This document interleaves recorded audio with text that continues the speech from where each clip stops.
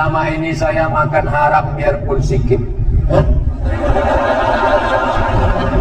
Setelah mendengar ceramah Ustadz, saya mau berubah, nggak akan makan haram lagi. Mantap, mantap. Kalau andai dia kirim ke WA, saya kasih 3 jempol.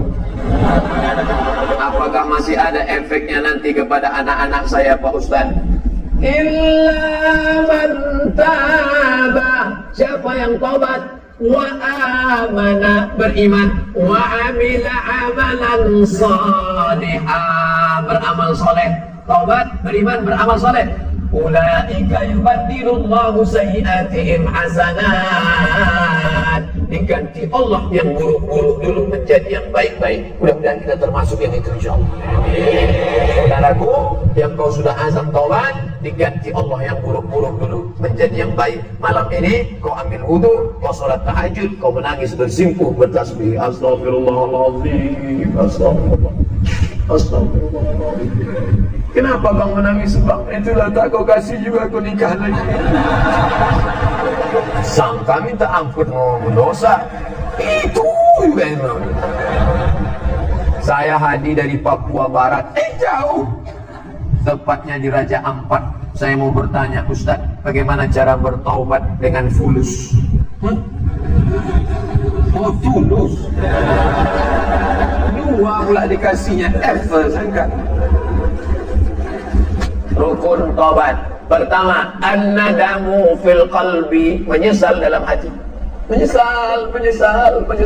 Yang kedua, al-iqraru bil lisani, dengan lidah, astagfirullahaladzim, agak panjang, astagfirullahaladzim alladzi la ilaha illa huwa al-hayyul qayyum wa atubu ilaih. Yang lebih panjang, Allahumma anta rabbi la ilaha illa anta khalaqtani wa ana 'abduka wa ana 'ala 'ahdika wa 'ahdika mastata'tu a'udzu bika min syarri ma sana'tu wa a'udzu bika bi ni'matika 'alayya wa bi dhanbi faghfir li fa innahu la yaghfiru dzunuba illa anta. Tahammul saya Pak Ustaz, cari di Google. Sayyidul Istighfar, enter, print, cetak, tempel. Di mana sering ditengok? Kebetulan di kantor, tempel kantor. Allahumma anta rabbi, ibu-ibu yang masak tempel dekat kuali. Allahumma anta rabbi la ilaha illa anta khalaqtani wa ana 'abduka.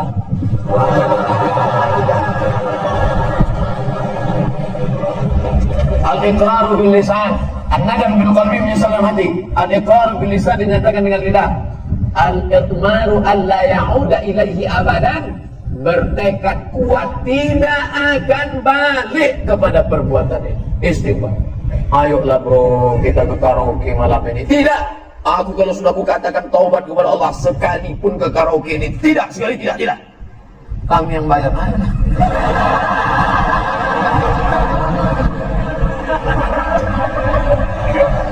Ketika sudah taubat, banyak sekali godaannya Pak Ustadz. Semua orang mengaji. Tengoklah artis-artis, ketika dulu dia masih begitu begini begono, santai hidupnya. Begitu dia taubat, matilah suaminya, tertangkaplah, di penjara. Itu ujian. Innallaha idza ahabba qauman ibtalahum.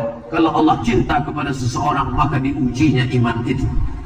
Dulu saya sebelum ngaji ini tak ada susah, nyantai aja. Begitu saya ikut pengajian Pak Ustaz, la ilaha illallah, pas balik helm hilang. Sabar saudaraku, karena ujian itu hanya akan menghapuskan dosa-dosamu di masa yang lalu. La yusibul mu'min bin nasabin wala wasabin wala saqamin wala syaukin yasdaquha. Sakit, gundah gulana, kehilangan, sampai duri yang menusuk tapak kakimu. Allah menghapuskan segala dosa-dosamu di masa yang lalu. Mana ada dosa saya? Mana dosa saya? Ketika kau mengaku tak berdosa, saat itu kau sedang berdosa. Apakah boleh kita makmum ke orang yang tak semazhab dengan kita? Contohnya imamnya Hanafi, kita Syafi'i. Karena Ustadz di masjid kami bilang tidak sah sholatnya. Tolong tunjukkan rujukannya Pak Ustadz. Kalau Ustadz ini mengatakan tidak sah sholat beda mazhab, maka semua jamaah Batam yang ada di Masjidil Haram tidak sah sholatnya. Karena orang Batam mazhabnya Syafi'i, sedangkan imam Masjidil Haram Syekh Abdurrahman Sudes mazhabnya Hambali. Saya tinggal di Maroko 2 tahun. Maroko itu mazhabnya Maliki. Berarti sholat saya 2 tahun itu mesti saya ganti dah.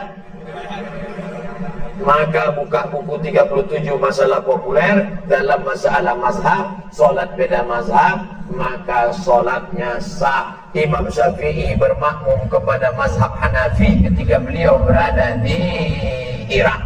Kampung Imam Hanafi namanya Kufah. Imam Hanafi meninggal tahun 150 di Kufah. Imam Syafi'i selama di Kufah bermakmum kepada mazhab Hanafi. Saya tak fanatik terhadap mazhab. Idza qanatal imamu faqanata. Kalau saya sholat subuh di masjid, mazhab saya Hambali, imamnya mazhab Syafi'i, imamnya berkunut. Bagaimana sikap saya, Syekh? Kata Syekh Ibnu Utsaimin di Saudi Arabia, kalau imammu berkunut, angkat tangan kau ucapkan amin. Allahumma hadina fi man hadait, amin. وعافنا فيمن عافيت آمين وتولنا فيمن توليت آمين وبارك لنا فيما أعطيت آمين وقنا برحمتك شر ما قضيت آمين. Sisanya tadi amin kan? Karena sisanya itu bukan doa tapi sana. Fa innaka taqdi wa la yuqda alaik. Yang hafal ikut. Fa innaka taqdi wa la yuqda alaik wa innaka la yudhillu man walayt wa la yu'izzu man adait. Tabaraka rabbana wa ta'ala. Falakal hamdu ala ma qadait. Nastaghfiruka wa natubu ilaik. Wa sallallahu ala sayyidina Muhammadin nabiyil ummi wa ala alihi washabbihi wa baraka wasallam. Yang tak hafal barangkali Idza qanatal imamu faqanata wa illa fala. Kalau imammu berkunut maka kau ikut berkunut. Kalau imammu tak berkunut jangan kau buat kunut sendirian di belakang. Bagaimana cara kami yang muda untuk saling mengingatkan untuk taubat dengan tantangan zaman masa kini? Antum tak perlu ceramahi saudara antum. Antum cukup ajak dia pengajian. Dia tak mau diajak pengajian Pak Ustaz. Dulu ngaji mesti di masjid. Sekarang kata Kunto Wijoyo, santri tanpa pesantren. Kok bisa? Di kamar, berapa banyak jamaah yang saya jumpa di tepi jalan. Saya nongkrong di tepi jalan. Saya kalau nongkrong di tepi jalan, saya tak ini peci saya buka, pakai baju kemeja, tangan saya gulung. Banyak orang sangka ini macam mirip Ustaz Somad. Saya berselang makan, tiba-tiba datang anak muda, pakai celananya cuma sampai lutut. Ini hilang, takut mana hilang itu? Yang atas ni panjang, ikatnya sampai sini. Pakai anting. Pas saya sedang makan, ditengoknya saya lama. Saya dah curiga ini intel nampaknya. Ditengoknya lama. Lama-lama mendekat dia disalaminya saya. Ustaz, saya sering tengok video Ustaz. Ternyata mereka tak ke masjid, tapi mulai mendengar. Saya yakin mereka akan merubah. Kirimkan. Aku tak suka lah ceramah Ustaz Somad itu. Aku lebih suka ceramah Buya Yahya. Dia pakai sorban, pakai jubah 2 lapis. Itu style dia suka dia. Jangan paksakan mesti ikut Ustaz kita. Aku sukanya Ustaz yang janggut panjang-panjang lah katanya. Dia serah, itu pintunya saja. Yang penting dia menuju kebaikan jalan Allah Subhanahu wa taala. Nah, jadi jangan balik dari sini kalian kumpulkan kawan-kawan sini kawan-kawan. Assalamualaikum warahmatullahi wabarakatuh. Tak bisa gitu. Kawan itu bukan dia respect, malah dia lucuin dia kan. Usulkan ke ketua masjid, Pak Ketua Masjid, ini kan di lingkungan kita ini banyak anak-anak muda. Sementara, jadi lidahnya lidah ketua masjid yang dipakai. Dekati Pak RW, dekati Pak RT, Pak RW, Pak RT, gimana kalau subuh Ahad nanti kita buat pengajian, anak muda kita undang ustadznya. Boleh kita Pak RW, kita Pak RT, aku pun anak aku ini pusing, aku tengok dia tak pernah sholat subuh. Nah, acaranya apa kita buat? Pelatihan mandi jenazah, Pak. Oh jangan. Pelatihan mandi jenazah, mahal itu modalnya kata Pak RW. Kita nanti beli bonekanya lagi, berapa harga boneka untuk mandi? Tenang aja Pak RW, itu usah pakai boneka. Anak Pak RW itu kita mandi.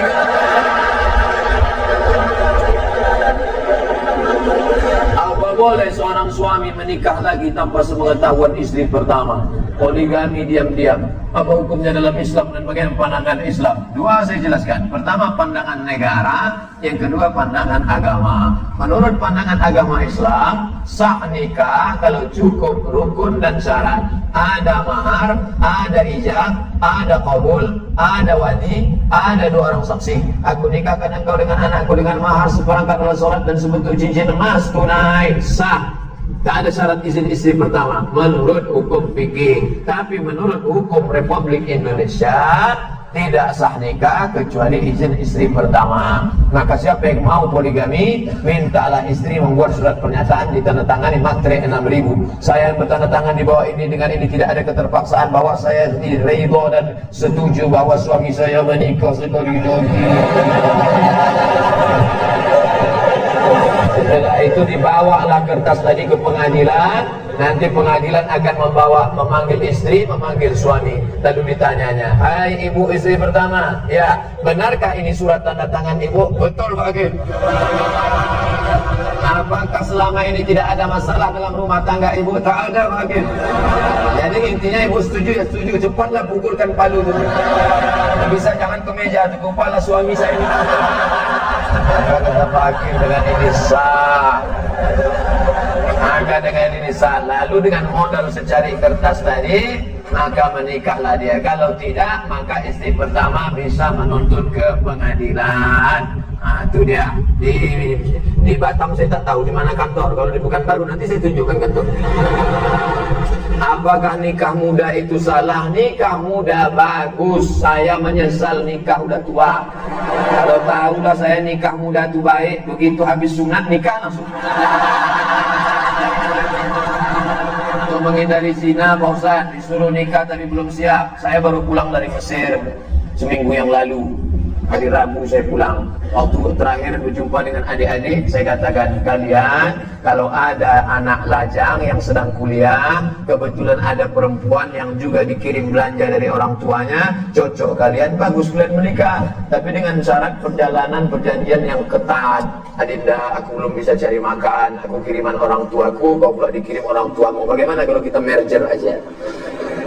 Iyalah bang, kata dia, daripada kau diambil orang lain, bagus aku yang mengambil, bagus nikah. Tapi orang tua saya ini tak paham tentang ini Pak Ustaz. Dia maunya saya kepribadian dulu, mobil pribadi, rumah pribadi, kebun pribadi. Gimana nih Pak Ustaz? Maka pahamkanlah orang tua. Jangan balik dari sini dudukkan ayah, dudukkan emak. Assalamualaikum warahmatullahi. Jangan. Berapa banyak kita ini ingin jadi ustaz, bukan begitu caranya. Panggil nenek mama, adik ulama, ciri pandai tokoh masyarakat. Pak, aku mau menikah di usia muda, takut berzina, tapi ayahku tak setuju. Bisa bapak bicarakan dengan ayah? Maka si bapak pun bercerita, anakmu itu ku tengok sudah agak gatal betul. Bolehlah kau nikah. Nah, jadi idenya dari kita, tapi kita pakai lidah orang-orang tua yang didengar. Kira-kira bapak kamu itu cakap siapa yang dia dengar?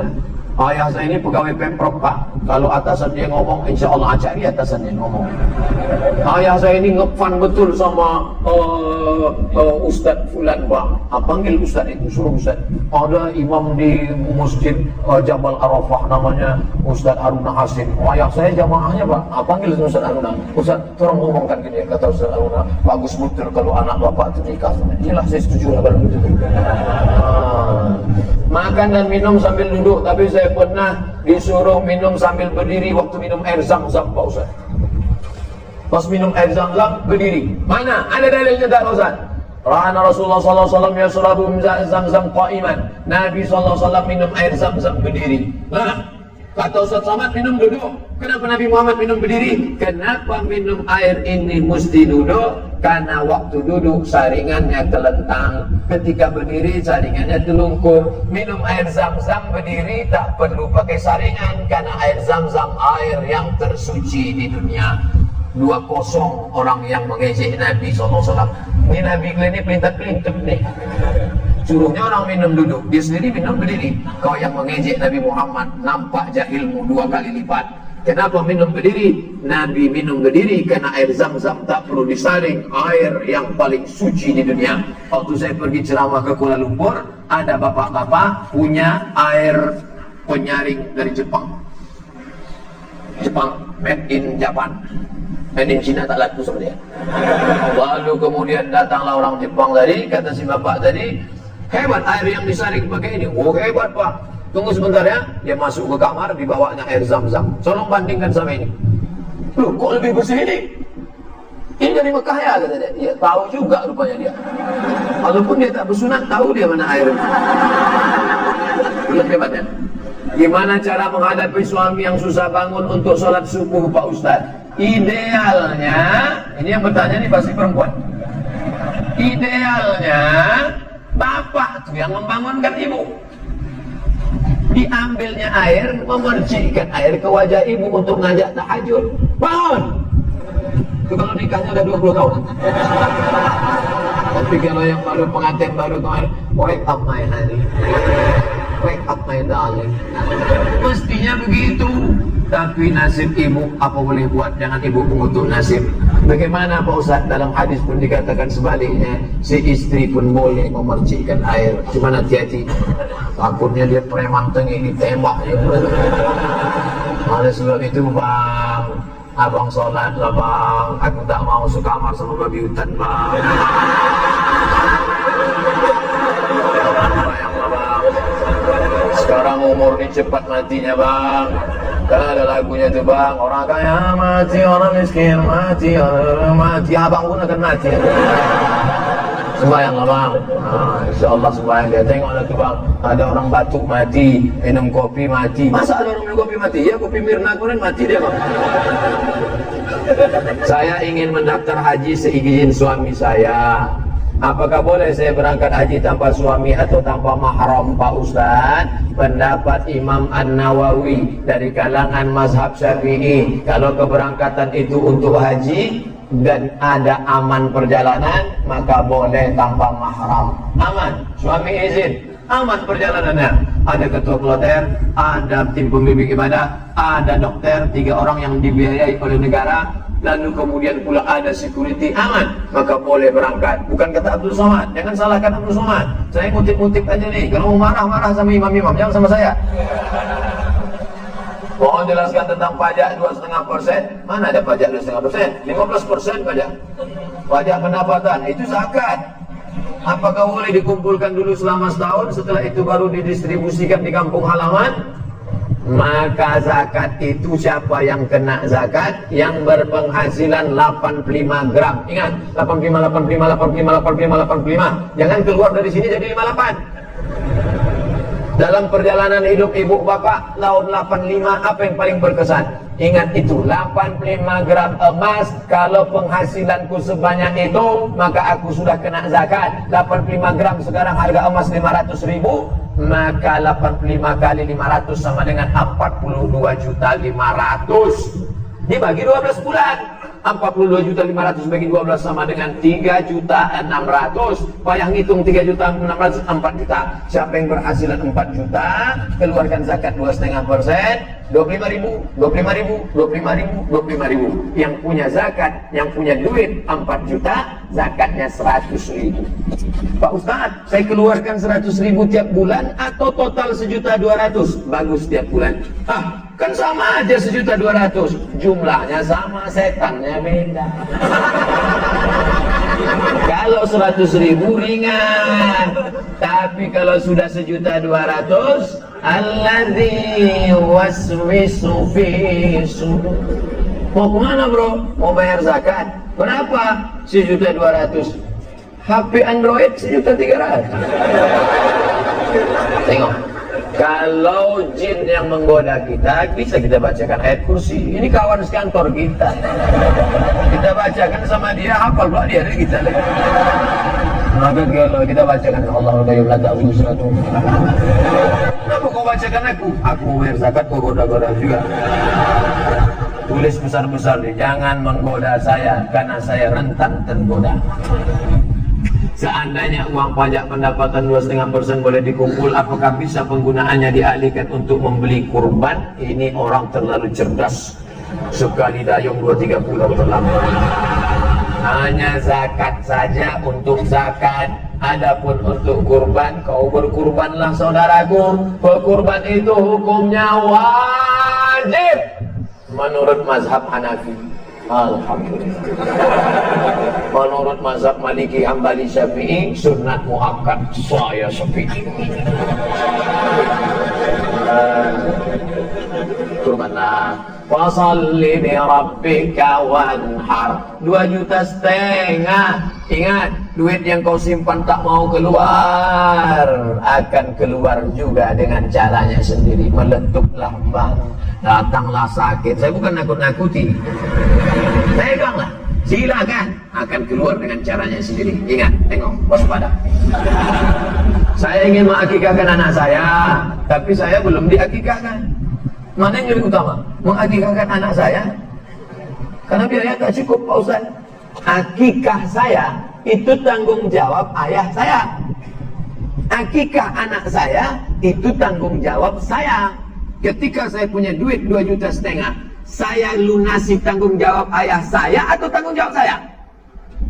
Tanggung jawab saya. Saya punya duit 2,5 juta, anak lahir, maka saya akikahkan anak saya. Setelah saya akikahkan anak saya, rezeki bertambah, sekarang ada duit 5 juta, 2 ekor kambing. Maka saya boleh mengakikahkan diri saya. Bapak ibu yang belum akikah, malam ini ada duit, langsung cari kambing. www.kambing.com. Assalamualaikum Pak Kambing. Pak, bisa tolong carikan kambingnya besok. Besok siapa yang mau akikah besok, tolong kirim alamat, saya insya Allah datang ke sana. Tapi kalau umur sudah 40-30, akikah saja, jangan minta ayun pakai marhaban.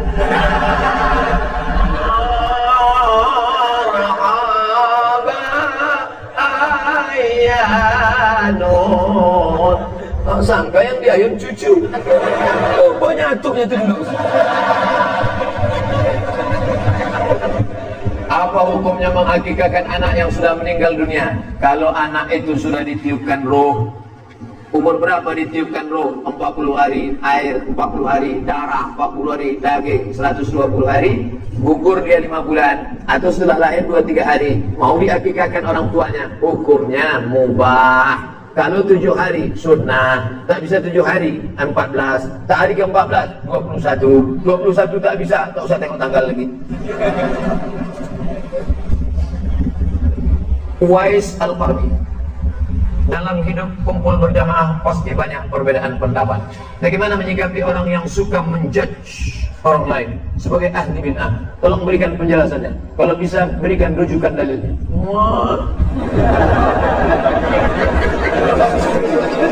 Tidak boleh. Ini saya kutip pendapat Ustaz Abdullah Hadrami, saudara kalangan Salafi dari Malang.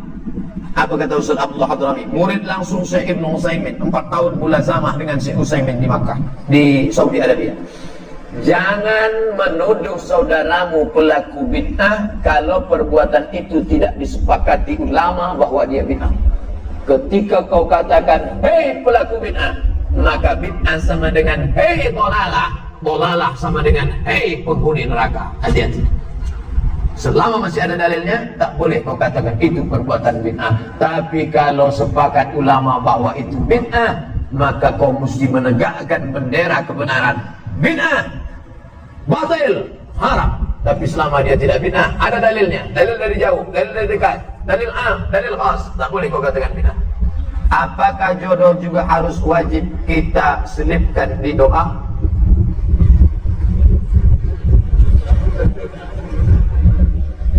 Minta rezeki kepada Allah. Allahumma rzuqna rizqan halalan thayyibah. Istri itu rezeki atau tak rezeki? Rezeki, duit rezeki, kebun rezeki, istri rezeki. Makanya kita diajarkan doa, Rabbana hablana min azwajina, berikan kepada kami istri, wa zurriyatina, anak-anak, qurrata a'yun, yang sejuk dipandang mata. Keluar kita dari rumah panas, begitu menengok dia, sejuk mata kita menengok. Masya Allah. Sedang lelah, di kantor ditekan atasan, di jalan kena razia pulang. Begitu sampai di rumah, datang dia membawakan sejuk rasa abang. Iya bang, baru hidupkan nasi. Maka mintakanlah. Boleh saya sebut namanya Pak Ustaz? Boleh, tapi jangan kuat-kuat. Ya Allah, berikanlah aku istri yang salihah.